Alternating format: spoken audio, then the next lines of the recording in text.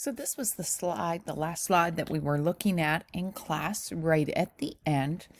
And it sounded to me like in the breakout rooms, most of you had done example 2. But let me just, in case you were struggling with that, in case you weren't quite getting that or you weren't there, let me just talk a little bit about that example 2. And so my suggestion for you always when you're working with these kinds of problems is to take a look at the problem and determine what is the given information. And that's where you want to start. And so you can see your given information here is 8.7 liters. Now you'll notice that there's 2 significant figures there. So when you finish with this problem, you want to round it to 2 significant figures, the exact number of significant figures that is in your measurement. So start with that, write that down, and then you're going to want to take a look and determine what the conversion factor is. Now, if it's a conversion factor that you probably don't know, like gallons to liters, you would always be given that, even on a final exam. And so now you're going to write that conversion factor as what I'd like to call a fraction style ratio. And we're trying to find gallons. Gallons is what we're looking for. And so gallons will go on the top. So the number with gallon, of course, is 1. So I'm going to put 1 gallon on the top. Then the 3.785 liters on the bottom. That is going to allow our liters to cancel or do what we like to call diagonally drop here and here. And now you're left with 8.7 times 1 gallon divided by 3.785. And now you just need to do the math. 8.7 divided by 3.785 should, according to my calculations, equal 2.2985 and keeps right on going, gallons. And so I'm going to round that to 2 significant figures right here. So it's going to be 2.3 because that 2 is followed with a 9.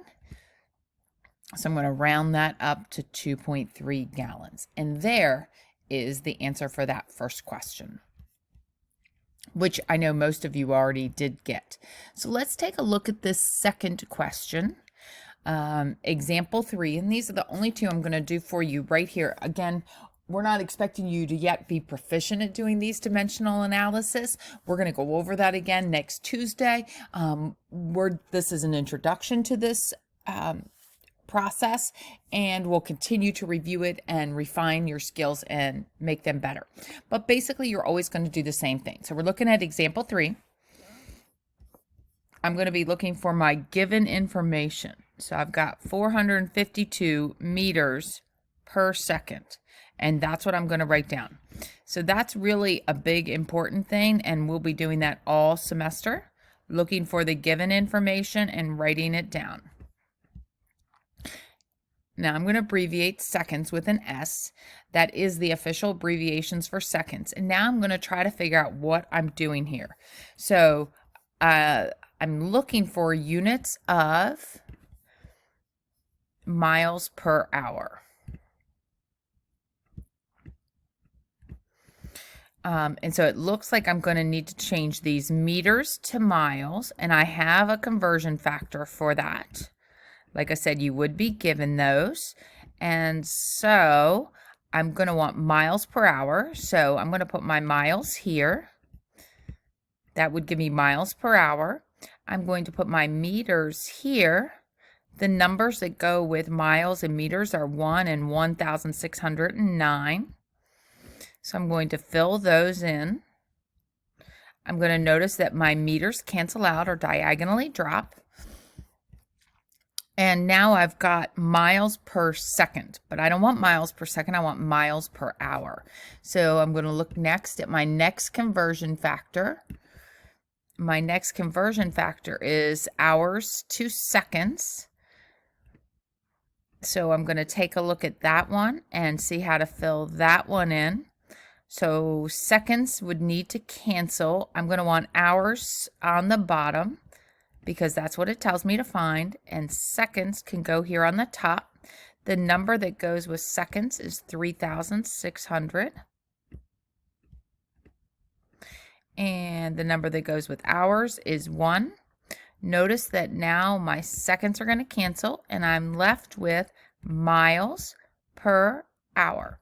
Exactly what I was looking for. And now it's just a matter of doing the math. So I'm going to multiply 452 by 3,600.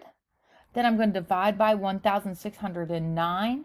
And I came up with, so check your math, check my math, 1,011.31 miles per hour.